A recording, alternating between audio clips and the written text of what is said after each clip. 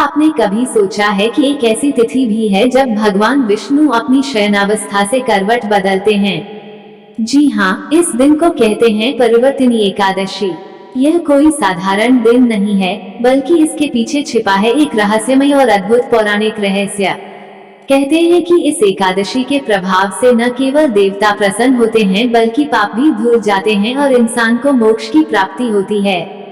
लेकिन सबसे बड़ा सवाल यह है कि आखिर क्यों भगवान विष्णु को इस दिन करवट बदलनी पड़ती है, और इस परिवर्तन का पूरे ब्रह्मांड पर क्या असर पड़ता है। यही है वो रहस्य जिसकी गाथा आज हम आपको विष्णु पुराण से सुनाने जा रहे हैं। तो आइए इस रहस्यमय यात्रा की शुरुआत करते हैं। बहुत समय पहले की बात है, देवताओं और असुरों के बीच लगातार संघर्ष हो रहा था। देवता कमजोर पड़ चुके थे और असुरों का आतंक चारों दिशाओं में फैल गया था। तब देवगण भगवान विष्णु की शरण में पहुंचे और प्रार्थना करने लगे कि जगत पालक, केवल आप ही हमें इस संकट से उबार सकते हैं। भगवान विष्णु ने उनकी पुकार सुनी और बोले, देवताओं, समय आ चुका है समुद्र मंथन का। यही वो उपाय है जिससे अमृत निकलेगा और तुम्हें नई शक्ति मिलेगी।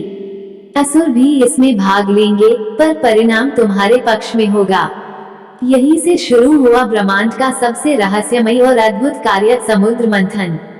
देवता और दैत्य मिलकर मंथन की तैयारी करने लगे।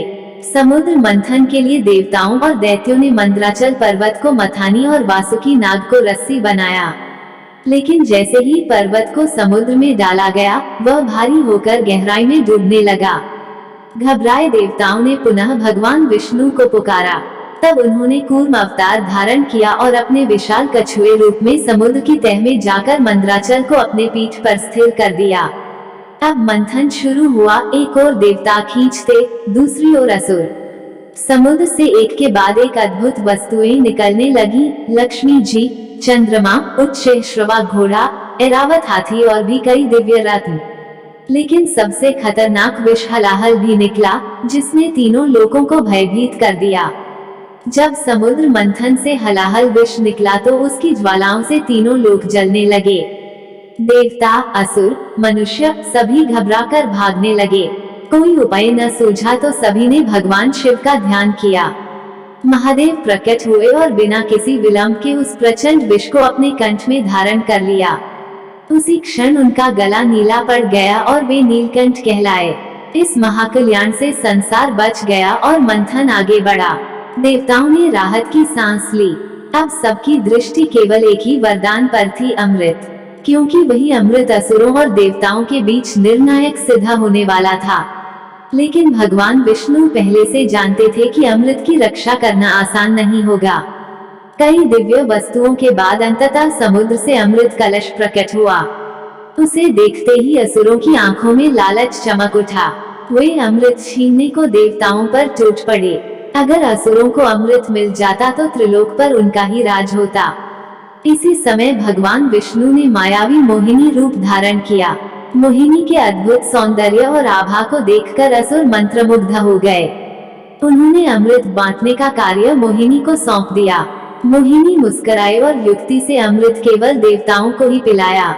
असुर चले गए और देवता पुनः शक्तिशाली बन उठे।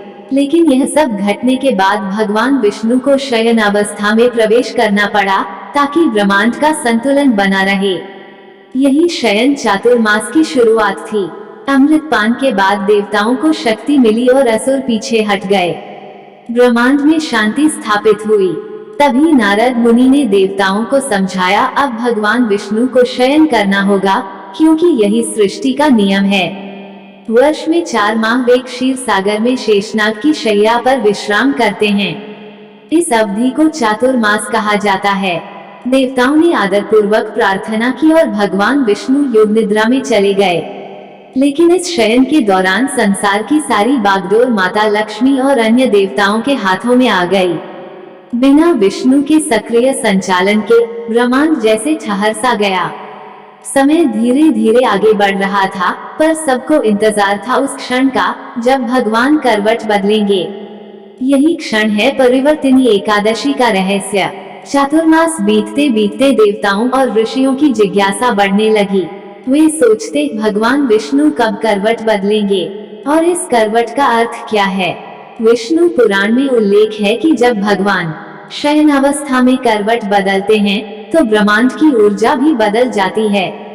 पुरानी ऋणात्मक शक्तियां क्षीण होती हैं और नई सकारात्मक तरंगे प्रकट होती हैं।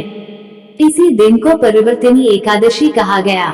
इसे पद्मा एकादशी और जयंती एकादशी भी कहते हैं। मान्यता है कि इस दिन व्रत रखने से मनुष्य को न केवल पापों से मुक्ति मिलती है बल्कि भाग्य का द्वार भी खुल जाता है, क्योंकि यह दिन स्वयं भगवान विष्णु के परिवर्तन का प्रतीक है। एक नई दिशा, एक नया आरंभ। जैसे ही भगवान विष्णु ने करवट बदली, तीनों लोकों में एक अद्भुत कंपन फैल गया। देवताओं के चेहरे प्रसन्न हो उठे, ऋषियों की साधना को नई ऊर्जा मिल गई और मनुष्यों के जीवन में आशा की किरण जागी। मानो पूरे ब्रह्मांड की दिशा बदल गई हो। कहा जाता है कि इस दिन से विवाह, गृह प्रवेश और सभी शुभ कार्यों का मार्ग प्रशस्त हो जाता है, क्योंकि विष्णु जी की करवट केवल शरीर की स्थिति का परिवर्तन नहीं है बल्कि यह स्वयं सृष्टि की गति को आगे बढ़ाने का प्रतीक है। ऋषि मुनि कहते हैं, परिवर्तिनी एकादशी हमें याद दिलाती है कि जीवन में ठहराव कभी स्थायी नहीं होता। हर ठहराव के बाद एक परिवर्तन जरूरी है। ऋषि मुनियों ने बताया कि परिवर्तिनी एकादशी का व्रत केवल एक नियम नहीं बल्कि आत्मा को शुद्ध करने का साधन है।